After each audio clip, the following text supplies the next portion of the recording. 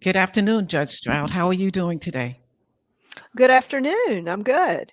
Okay, today the mic's are on now. So Okay.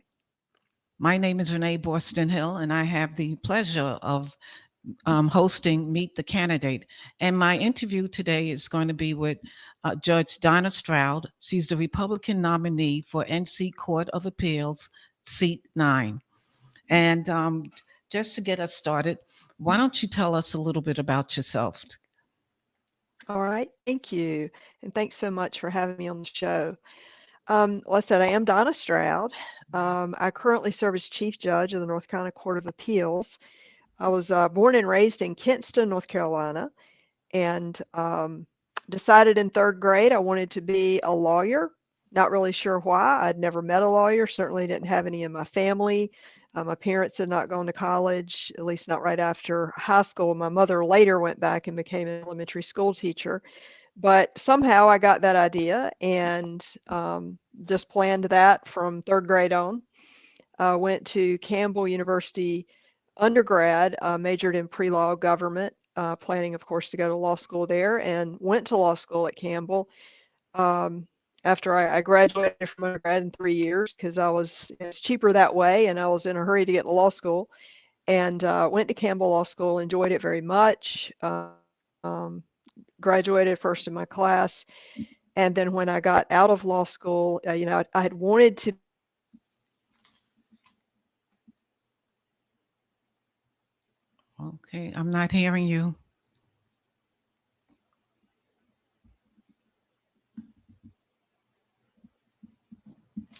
I'm not hearing you. I lost you.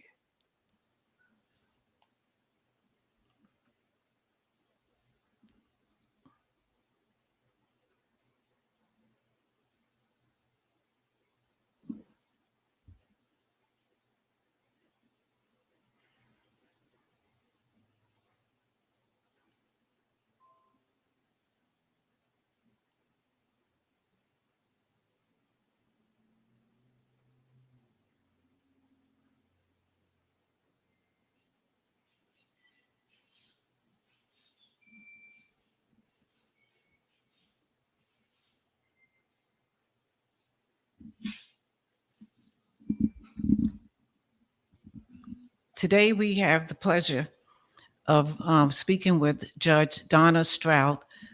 This is Meet the Candidate.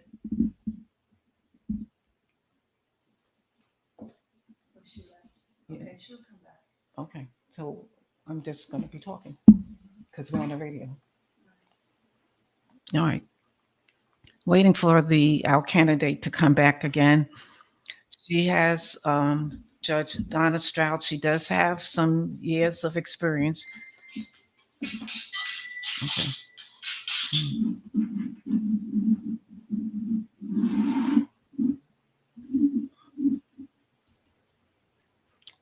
Okay.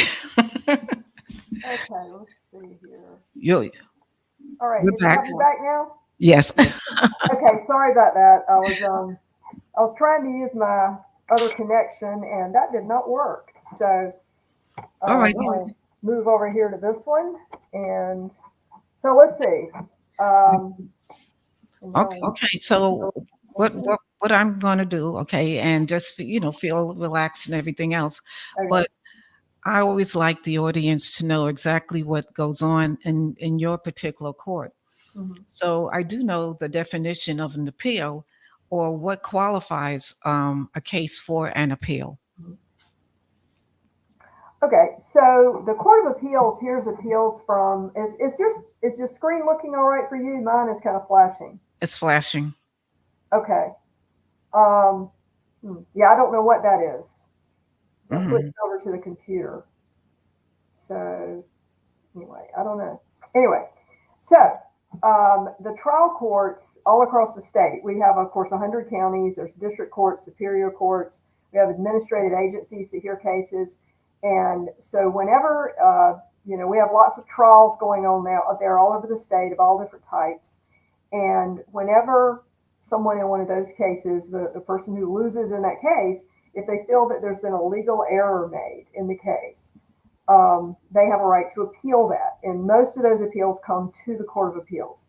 The vast majority of them come directly to the Court of Appeals. A very few go to the Supreme Court, but most of them to this court. So people in those cases, they file a notice of appeal to this court, and then we review that case for legal error that has affected the case, based upon, and we look at the transcript, the exhibits, all of the information that has been submitted to the trial court, and the briefs and the arguments that are submitted by the parties or attorneys in those cases. So that's how they've been here. So I do know that you said you, from a young child, that you knew you wanted to be a lawyer. But what makes you want to serve? Well, certainly, I mean, to me, service as a judge is a calling. I'm a Christian. And, that is what I certainly felt called to do. And so after I had been working as an attorney for about 10 years, I started thinking about, perhaps serving as a judge. And initially I was a district court judge in Wake County. So in 2004, I ran for district court in Wake County. Was elected there, and I, of course, enjoyed being on the district court very much. I served as a family court judge there, but then in 2006, I had the opportunity to run for the Court of Appeals, and so, of course, did that successfully, and so I've been here since 2006, and really, very much enjoy the work that we do here. Our work here is different from the trial court in that we're doing a lot more reading and research and writing, and I'm a law geek, and so I enjoy that. Okay. Everything has become politicized. What role does party play in your decision, or as a judge? It plays no role in my decisions. What we do on the Court of Appeals is we review, like I said, to see if there's been legal error made by the trial court. And so we are trying to maintain uniformity across the state. And so we have 100 counties, we have administrative agencies, we have several hundred judges, and we want everyone to be treated equally and fairly across the state to the extent that we can have that happen, and to have them be treated in accord with the law. So what we do here on this court, we're called an error correcting court. So we look at law as it has been set out by the General Assembly and statutes, or as it has been set out by the Supreme Court of North Carolina or the United States Supreme Court, depending upon which applies to the case. And we look at the case to consider the issues and to determine if that is in accord with the law. And so I don't believe that political party has any role in that. Okay, very good. Well, how do you know if a court is running well?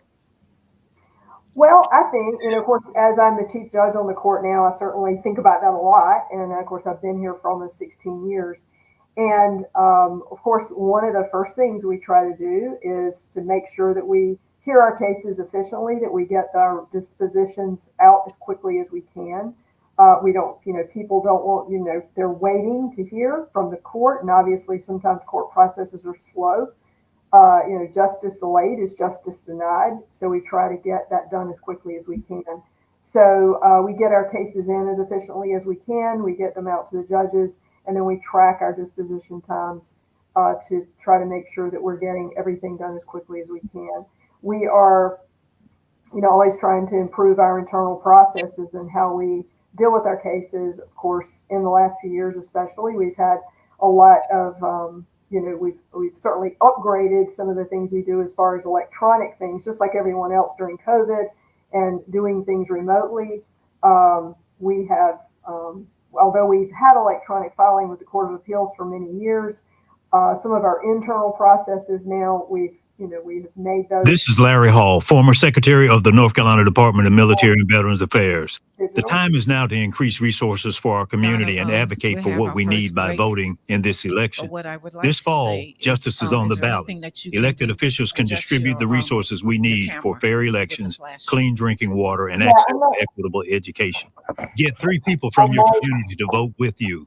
Visit ncblacklive.org to learn more. Election Day is November 8th. Early voting begins October 20th. Do you know the candidates who are campaigning for our vote? Awesome Radio is hosting a nonpartisan candidate forum October 11th, Tuesday, from 6 p.m. to 9 p.m. at Pitt Community College, the Goes Student Center. All candidates have been invited. This candidate forum is free and open to the public. This forum is designed for voter education and for us to get to know the candidates up close and personal before we cast our vote. That's Tuesday, October 11th, 6 p.m. to 9 p.m. at Pitt Community College. If you have questions for the candidates, email them to us, admin@wbisawesomeradio.org or inbox on social media. Visit our website for more information. To volunteer for this event, contact us 252-756-3137. This is another Awesome Radio community event. Well, welcome back. This is Meet the Candidate. The host today is Renee Boston Hill, and I have the pleasure of interviewing and speaking and just having a conversation with Judge Donna Stroud. She's a Republican nominee for NC Court of Appeals for Seat 8.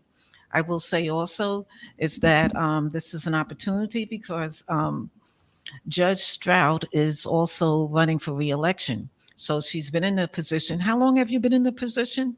Since I was elected in 2006, so almost 16 years now. They're 8-year terms. So okay, that's the next question. How long are the terms? Now, do you believe that there should be term limits on these particular positions?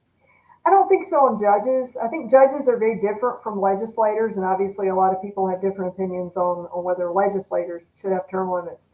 Judges are sort of the difference between a judge and a legislator is that for judges, this is our career. This is our full-time job.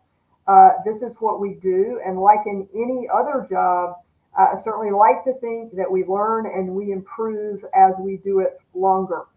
If I was going to go to a doctor and have a surgery done, I'd most likely probably rather have the doctor with a lot of experience doing that surgery than, maybe someone who's right out of medical school, if I have the option. And so I think it's, kind of the same thing with judges. As we get more experience, I think we're able to do a better job. And, we have a lot of additional training. Obviously, we go to law school and we, have that basic education. You have to be a lawyer to be a judge in North Carolina. But we have continuing education, and we even have education beyond that. For example, there's the law degree is, you have your undergraduate degree, you have a law degree, the Juris Doctor degree or JD, and then there's an advanced degree, which is an LLM, which is a Master of Laws degree. And for example, I have a Master of Laws degree in Judicial Studies that is focused on, so sort of specializing, like a doctor might specialize in a certain area of medicine, it's sort of specializing in that. And there are LLM degrees in other areas like taxation and different things the different attorneys do. But and I and some of the other judges here on the court do have one of the specialized degree. I teach judicial process at Campbell University Law School. I've been teaching since 2008. And judicial process is the study of the courts and decision making. And so, of course, that is, those years of experience are important. So for judges, I think it would be a huge loss if we were to, have limits on the terms and sort of cut out the most experienced judges because, that type of experience is really necessary for this type of work. Okay, so this term that you're going to be running is another 8-year term. That's correct. Okay, very good.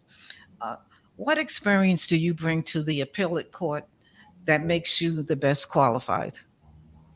Well, of course, part of it is obviously I've been here for almost 16 years.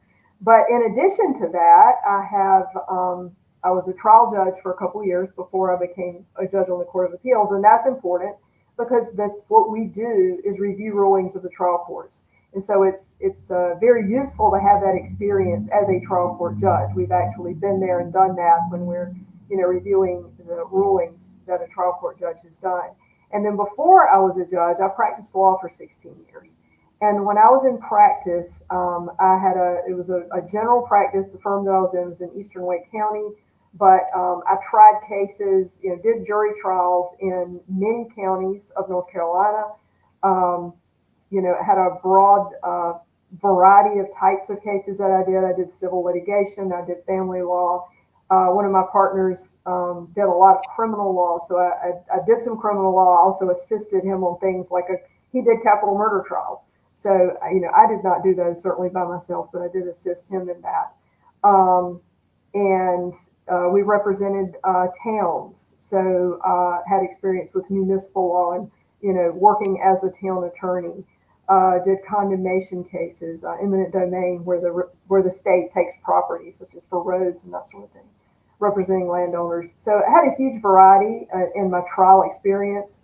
Okay. When I was in practice, which is very useful for me now because we hear appeals in all of these types of cases, from all over the state. And so my 16 years of experience as attorney, I had a lot of opportunity to actually experience a lot of those types of cases before a lot of courts as well as administrative agencies. Did industrial commission and workers' compensation cases, did some stuff before the utilities commission. Wow. So a big variety of things, which has been very useful for this particular job. Okay, very good. I will say also that you do have an opponent. He was invited. We're still waiting to hear from him, but we're very happy that you wanted to join and give speak with our listening audience so that they can know more about you and why they should vote for you. Mm-hmm. What are your expectations when in-person court resumes, and the impact of COVID? Oh, sure. Well, certainly at the Court of Appeals, we've been very fortunate because, we're different from the trial court in that at the Court of Appeals, we are hearing oral arguments generally from an attorney. The thing that people may be familiar with more so than our court is, the United States Supreme Court. They have an attorney or, a couple of attorneys arguing cases before the judges. We do that same type of process.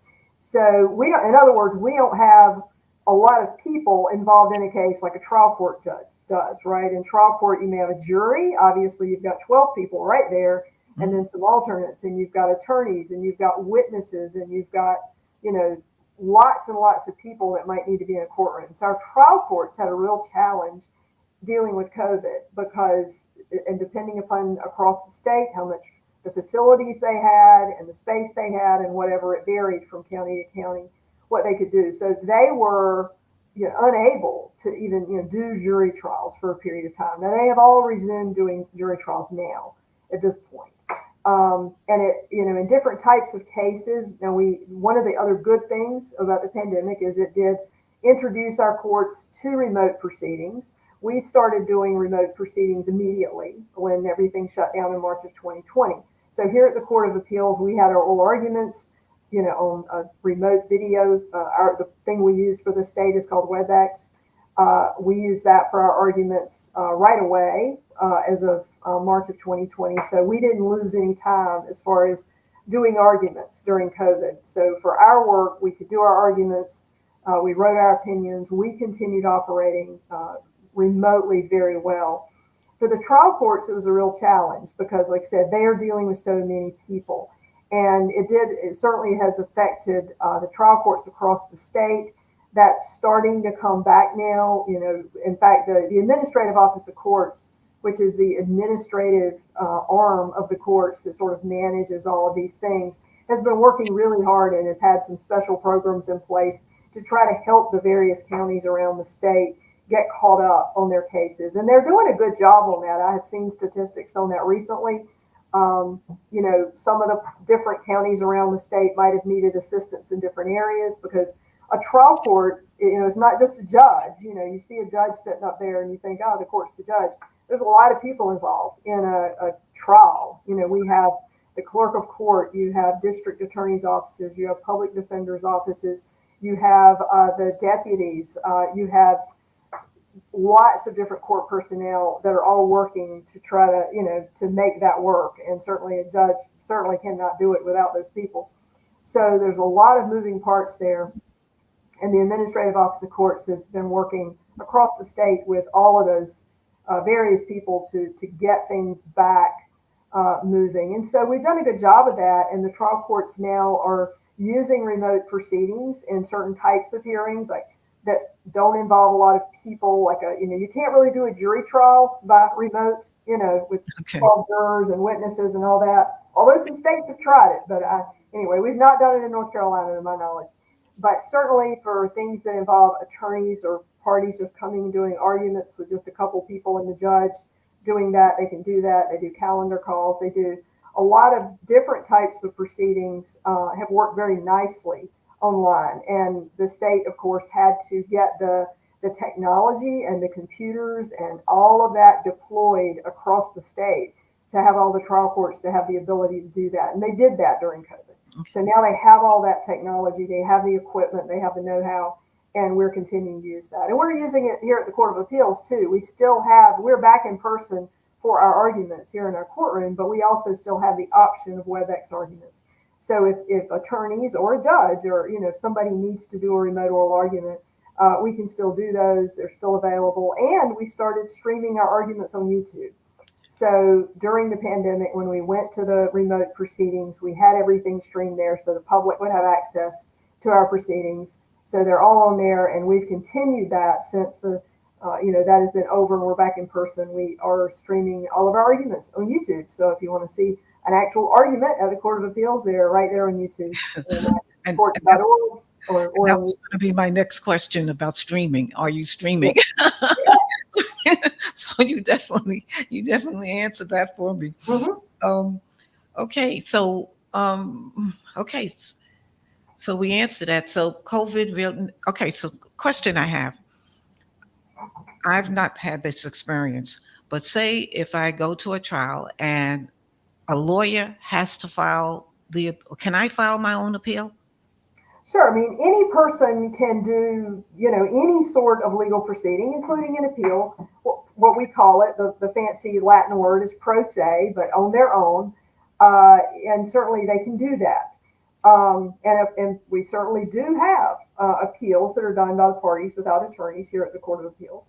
And all of our courts have all types of proceedings where people represent themselves. Now, there are certainly challenges in that. It's difficult because obviously the rules can be complicated. And, so I'm not necessarily saying that it's an easy thing to do. But yes, you can certainly do that. Okay, so I filed for an appeal. Mm-hmm. The appeal is accepted. Mm-hmm. Can appeal be denied? Well, the only way, like I said, in most types of cases, people are going to have a right of appeal. And so if a proper notice of appeal is filed, and there are rules for that, there are time deadlines for that, which might vary depending upon the type of case. But if the proper notice of appeal is filed with the trial court, then there's a process that happens after that, which is to prepare the record. That is to prepare the information that we're going to have to review. So it's a process to put together all the information that the trial court had, whether that's if there were witnesses testifying, there might be a transcript, there might be exhibits, documents, that the court saw during that case. There might be briefs and other information that was presented to the court. So there's a process to get all that information together. That's all the stuff that the Court of Appeals would need to be able to review that case.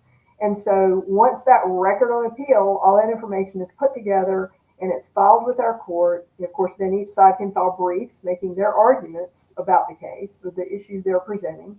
And, that is what we consider. Now, so we don't deny anyone's appeal unless the only time that we would dismiss an appeal is if, their appeal was not done properly. If they, for whatever reason, didn't have a right of appeal, if they had not done that process correctly. It's not, as long as the appeal is, someone has a right to an appeal and they file it properly and they present all the information to the court that we need to consider it, we're going to consider it. Okay. Now, I filed for the appeal and it's accepted. And how is a person notified that it's going to happen? The appeal is in process and that they can review it streaming. You can see it on YouTube. Sure. You notify them when it's Absolutely, sure. We put out, so the Court of Appeals puts out a calendar. So like I said, as all those cases come in, right, we get about 1,200, 1,500 or so filings each year. So the cases come in and we basically put those normally in sets of 12. Now when we hear cases, we have 15 judges on the court. And we hear them in 3-judge panels, and those panels rotate over. We don't sit with the same 3 judges all the time. We change that regularly. So, so it'll be scheduled. So we've got all the information together. We put a set of 12 cases together, and those are on a calendar for a particular calendar date. And so, and that calendar is sent to a panel of 3 judges. And so we then post the calendar. We send out the notification to all the parties. These cases are going to be heard on this date at this time. Those calendars are available also on our website at nccourts.org under the Court of Appeals calendar link. And so you can look on there to see, what cases are being heard on a particular day. Now, we don't hear oral argument from attorneys on all of our cases. Maybe about 15 to 20% of the cases we hear oral argument. We decide some of them just based upon the written materials that we have, the briefs, the record, all that. And we note that on the calendar. So the calendar will say, the court's going to hear, say, these 2 cases are going to be orally argued and these other cases are going to be decided without argument. But we do decide all of them on that particular day. So if parties need to file something in addition, they'll know that, the court's going to be considering my case on this particular day, and let's say there's some additional authority they would like for the judges to look at. They know that it's coming up, that they can file that, and we're going to be looking at it on that particular calendar date. And so on that calendar date, we're going to hear the arguments on whatever cases are scheduled for oral argument, and we're also going to conference about all those other cases that are on the calendar. So the 3 judges are going to sit down and, vote on them, talk about them, discuss them, and determine how they're going to rule on those cases. okay. And then each judge is going to be writing the opinions for the cases that they're assigned for that day. All righty. What is your judicial philosophy, and how will it support your mission on the appellate court? Yeah, there's a lot of talk about judicial philosophy these days, especially, I guess, with the United States Supreme Court. And, there's originalist and textualist and living constitution and a lot of different things. Those are not necessarily as applicable to the Court of Appeals. Like I said, what we're doing is we are applying the law as it has been set out by the Supreme Court or by the General Assembly. So if you want to call it textualist, that we're going to follow the text of the law, I guess you could call it that. But basically our role is to look at the case, like I said, and make sure that the judge's rulings have been in accord with the law. And if to look and see if there's been any prejudicial error in the case. And by prejudicial error, that simply means that, did this legal error actually cause a possible difference in the outcome of the case? Is it probable that the outcome would have been different but for this error? Because nobody's perfect, right? And probably no trial is perfect. So, there might be some, something might have happened not quite right, but, if it's not been presented to the court, to us to review, and if we determine that it would not have made any difference in the outcome, that's what we're looking for at this level. So, my philosophy is to follow the law, to consider each case carefully and thoroughly, to look at the arguments that have been presented and to prepare an opinion that will explain that ruling to the parties, to the public, to the trial judge, to anyone who would want to read that. Okay. What makes the right pick for an appellate court? What makes the right pick? Well, I think it's one thing, as I mentioned before, I think experience is very important. With the people who are on the Court of Appeals, they normally, we have a broad variety of experiences and our backgrounds with the 15 judges here. And that's a good thing because we hear, like, as I mentioned before, cases of all sorts from all over the state. So it's good that we have a variety of experiences. If we had a bunch of judges who had only done one thing, that would make it harder. So we do have a broad variety of experiences, but I think that some of the important things with a judge is that they do have deep experience in their area, that they've proven themselves as far as their integrity, in their judgment, in their careers. They have kind of proven themselves, as attorneys, in whatever area that they're working on. And then really for this court, you do need to really be good at writing and research, because it's a very different role than what some attorneys do. I have my best friend is she works with the public defender's office, right? And she tries murder cases, and she's in the courtroom with a jury all the time, and she loves it. And this job would bore her to death, right? Okay.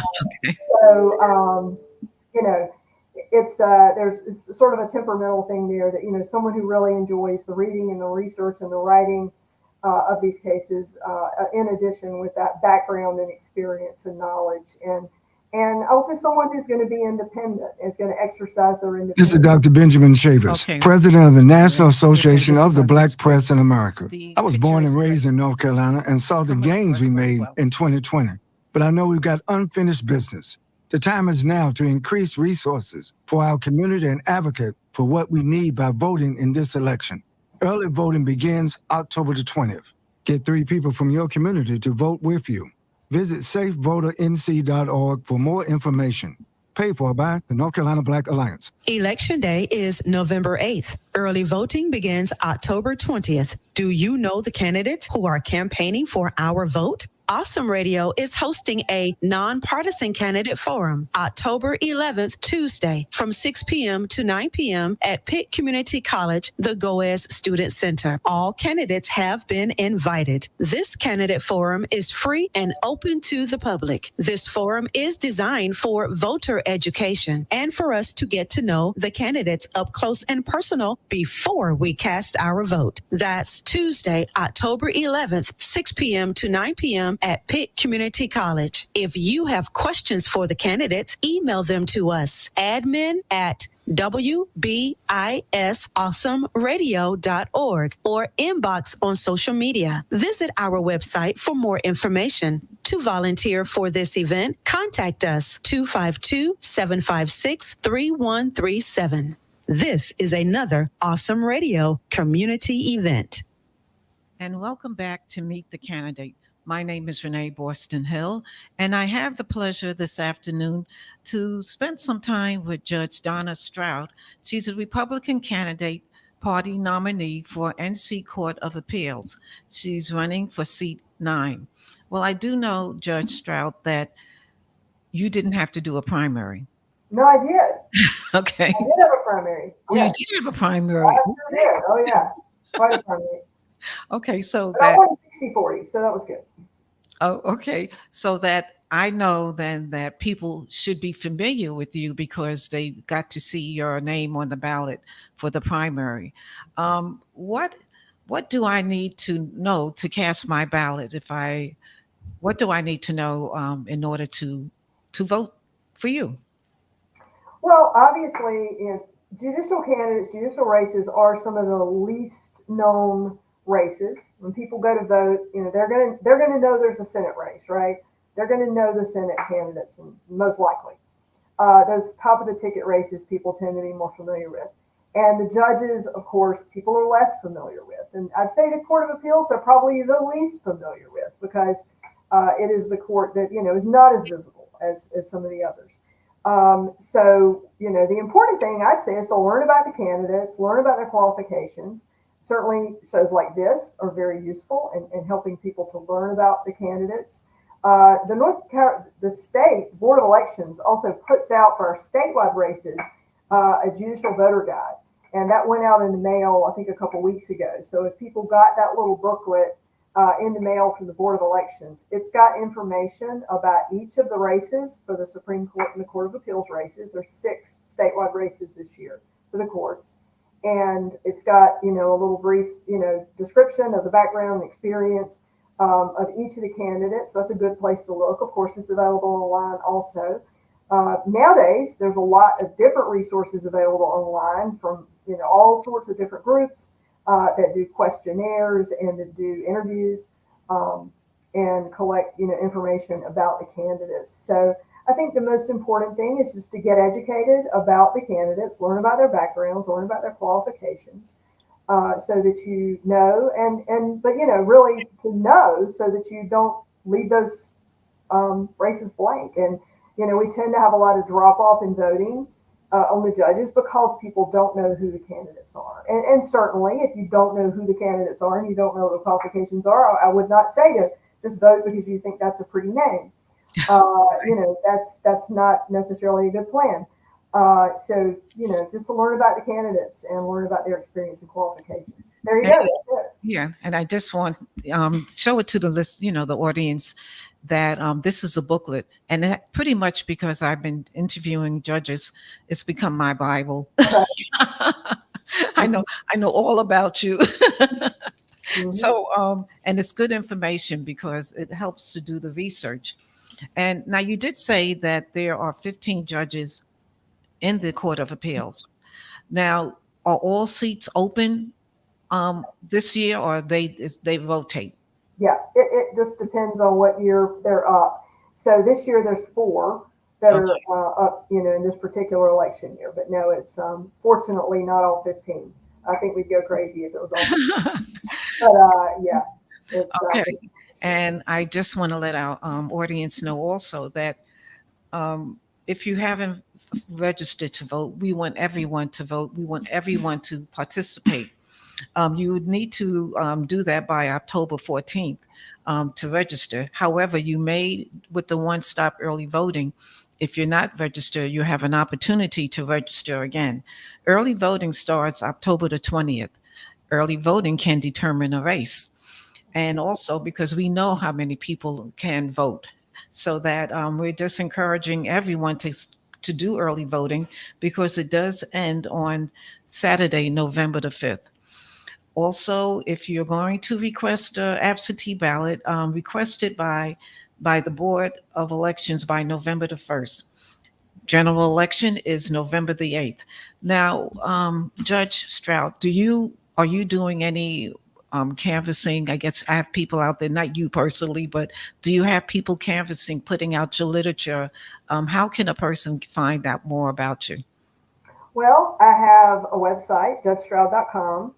I have Facebook, of course, also Judge Stroud, and I think there might be some other. I'm not really into the social media, but I have people who help me with that. They're doing that too. So certainly the website's a good place to go as a start, or Facebook. It will take you to that information. And there's one of the things about the judicial races is it's a statewide race, right? Yes. And, judicial candidates, we do not have the resources or the money or anything that certainly Senate races and presidential races and all those things have. Nowhere near. So, as far as, any certainly me or any particular candidate having people out doing something all over the state, no, what we do is try to get information out, like this. And, there are other groups obviously out there that endorse candidates, that, do research on candidates and provide recommendations. I've been endorsed by many groups. I've been endorsed by the Defense Attorneys Association and the Advocates for Justice, which is the Plaintiffs Attorneys Association. So I'm pleased that sort of both sides of the courtroom, so to speak, have endorsed me. I'm endorsed by the North Carolina Association of Women Attorneys. I'm endorsed by the Sierra Club. I'm endorsed by the Police Benevolent Association and other groups. I'm endorsed by previous justices on the Supreme Court and chief judges of this court, both Republican and Democrat. So, there's lots of different groups out there that are looking at things and endorsements, and depending upon a person's interests, they may want to look at those also to see what they're recommending. So, one of the good things is, and there's all sorts of different websites, obviously, now that provide information about the races, which is a good thing, because certainly when I started doing this in 2000, when I first ran in 2006, so much of this did not exist, right? I mean, we had a website and that was kind of it. You know, Facebook didn't exist, and I think the iPhone was invented that year. So it's a lot. Well, it shows that I won't say you've been around, you know, and to get those, you know, that many endorsements is it's good. So, so right now there's no appeals that are going on because you're focusing on. Okay. Appeals are going on. Nope. Full-time job. Yeah, I have 2 full-time jobs. Yeah. Okay. Court and yes. And okay. So you said you had what, 2 boys, 2 sons? I have 2 sons. Yep, they are one just turned 27 and the other's 30. So yeah. Okay. Did any of them go and practice law, or did they follow in their moms? Yeah, I think I scared them away from that. They're more in the sciencey direction. Yeah. So no other lawyers in the family. All right. So tell us something that we don't know about you. Oh, let's see. Something that you don't know. Well, I guess sort of for fun, I guess we, you know, when we have time to have that. My family, we're all runners, so we like to run. I'm not nearly as fast, obviously, as my sons, but we all like to run, and sometimes we get to do races together. My husband and my sons. My oldest son is an ultra runner, so he does the really long races, like 50-mile, 100-mile. I just do short ones, nothing longer than a half marathon. I do yoga. We all like camping. We go camping up in the mountains, Smoky Mountain National Park. Pretty much every year. I've been camping up there every year since I was about 3 years old. So I've been doing that for a long time. And so that's some of the stuff we do for fun. Okay. So do you read for fun? I do. Actually, yeah. Weirdly enough, even as much reading as I have, and we do have, you know, lots and lots, you know, the records on appeal that we have to read in the briefs, you know, some of the shorter cases, there might only be, you know, a few hundred pages, some are thousands. So we have a lot of reading to do. But yeah, I do really like to read. So I usually have some sort of book going on for fun too. Okay, very good. Now, so if reelected, when do you start that term again? January 1st. Okay. January 1st. And how long is the season before you can take a vacation or you get a break? Well, I'm planning to take a vacation in May. Right now is my plan. But yeah, it's you know, we basically have to, you know, we schedule it based upon our calendar and our schedule, and you know, try to find a time that works for that. So. And of course, part of the good news, bad news about, of course, all the remote work that we now can do is that, you know, we can take a lot of our work with us anywhere we go. Okay, very good. Because obviously we can read and we can research and we can write. We've got the laptop and we can do that anywhere. And my goal this year on vacation is not to do a whole lot of that. But yeah, we certainly can take our work with us anywhere. All right. So when a case is assigned for an appeal, you don't know. Well, can you determine how long it's going to take before you would have a resolution on an appeal? Well, our goal, so when the case gets to our court, part of the time period is the time that it takes to get everything here that we need. So, for example, the appellant files their brief, right? And they have a deadline for that. Well, sometimes they need an extension of time. We'll say they've had an illness or they've had something happen. The attorney might ask for an extension of time, and we would probably allow that. And then the other side is going to file their brief, and they might need an extension of time. And so anyway, depending upon what's going on, sometimes it might take longer because they might have difficulty getting and this has certainly happened, you know, post-COVID, right? You know, with different people, we've got the court reporter's got to get the transcript ready. The clerk's office has to get exhibits together and get those to the court. So depending upon any delays in that process, the case gets ready for, you know, we've got all the information, it's all here, it's ready to go. We put it on a calendar. And from the date that we hear it, our goal is to have an opinion in 90 days. Now, in some cases, we get it done much quicker than that. We might get an opinion done, you know, much shorter than the 90 days after that case is heard. If it's a case that is a relatively easy case for us to write the opinion on. We also have an expedited process for certain appeals. So termination of parental rights cases where we're dealing with a child and that child needs to get to permanency, to get a permanent resolution as soon as they can. We have an expedited process for that. So those are generally going to get done more quickly. We're usually going to get those done right away when we have that calendar, or very quickly after that. Okay, so I just want to, let the audience know this is Meet the Candidate. I am Renee Boston Hill, and we have the pleasure of speaking with Judge Donna Stroud. She's the Republican Party nominee for the NC Court of Appeals, seat 9. And again, of course, we want to make sure that everybody gets out to vote. If you missed any part of this this interview, you can always catch it on Awesome Radio. I do know that it will probably be on the local channel here. And I just wanted to make that announcement before the show the show ended. But what else what haven't I asked you that you wished I did?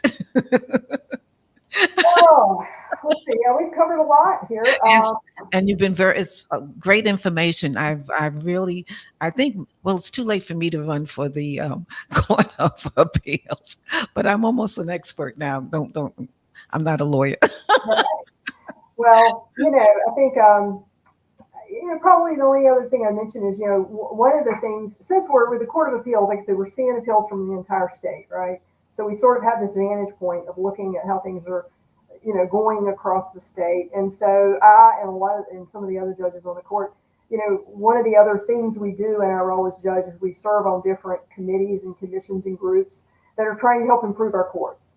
So, for example, I serve on the Chief Justice's Rules Advisory Commission. That's a group that's working on changes to rules that we need to implement electronic filing in the trial courts statewide. And that's going to give people much better access to information about the courts without going to the courthouse, because they'll be able to look it up online. It'll allow people to file things without going to the courthouse. That is in process right now. I'm on the Courts Commission, which is a group with people from a lot of different areas where we look at issues that are going on in the court system and the law and try to make recommendations to the General Assembly about maybe things that need to be changed. I'm on the Family Court Advisory Commission, which is looking at the family courts across the state, looking at issues going on there, making recommendations and trying to help out there. So that's one of the other things that, people may not know that we do, but, that is sort of we get the opportunity to try to, in our cases, we can only decide the issue that's in front of us in the case, right? We can't make changes to the system. We can't make changes to the law.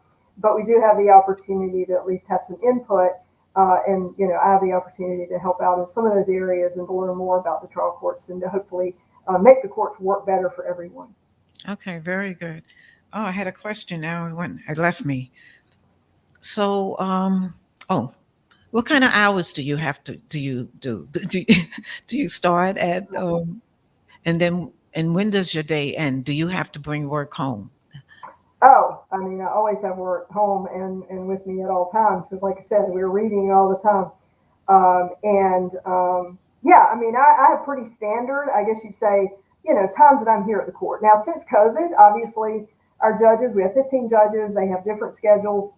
We have judges that live all over the state, so they can certainly work remotely, and that's not a problem. That works well for our judges. I'm someone who likes to be here in person.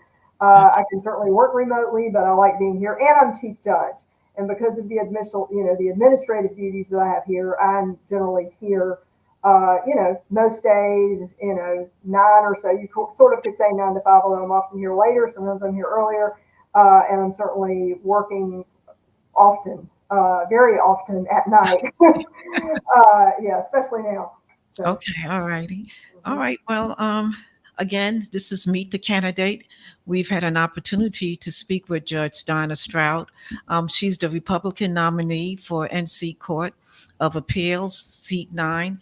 And there are many ways, again, that you can have access to her information. You can see her record on how she's decided, right? I can see your record on how you decided. All those cases, all 1,300 or so opinions I've written, all out there.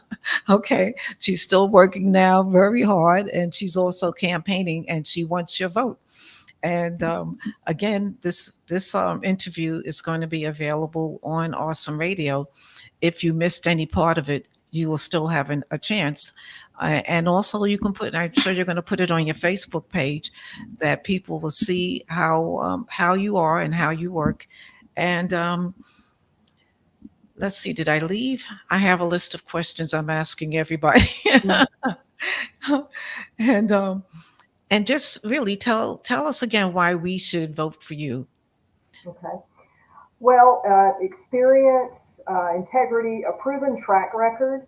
Like I said, my cases are out there. I could tell you all sorts of things about what I'm going to do, but I've been here for almost 16 years.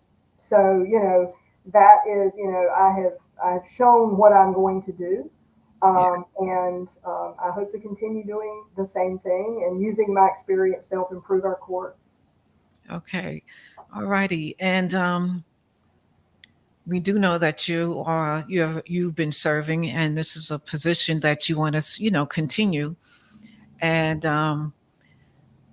even though you're running as a Republican Party nominee, and we've already discussed how party plays. Like once January 1st comes, you're going to be a fair appeals court judge, so that, again, just emphasize, because everything again is so politicized, how does your party play in your making a decision that it ends come January 1st, or does it continue in? Sure. Yeah, the political party does not play any role in the decisions. And, I would certainly know, certainly the environment now is so polarized. And so like I said, I'm really pleased that I have endorsements. I have support from Democrat and Republican from all across the political spectrum. I was appointed to this role as Chief Judge of the court. Our Chief Justice appoints the Chief Judge. And right before Chief Justice Beasley left, after the election in 2020, she appointed me as Chief Judge here. And then when Chief Justice Paul Moody came in on January 1st, he also appointed me as Chief Judge. Okay. So I was actually appointed by both. Like I said, I have broad bipartisan support, and I decide cases according to the law. All righty. All right. Again, this is Meet the Candidate. Today, Judge Donna Stroud is asking for your vote. Again, we do know that early voting begins October the 20th and it ends November the 5th. The general election day is Tuesday, November the 8th. However, early voting can determine a race. So again, thank you so much for joining us. Election day is November 8th. Early voting begins October 20th. Do you know the candidates who are campaigning for our vote?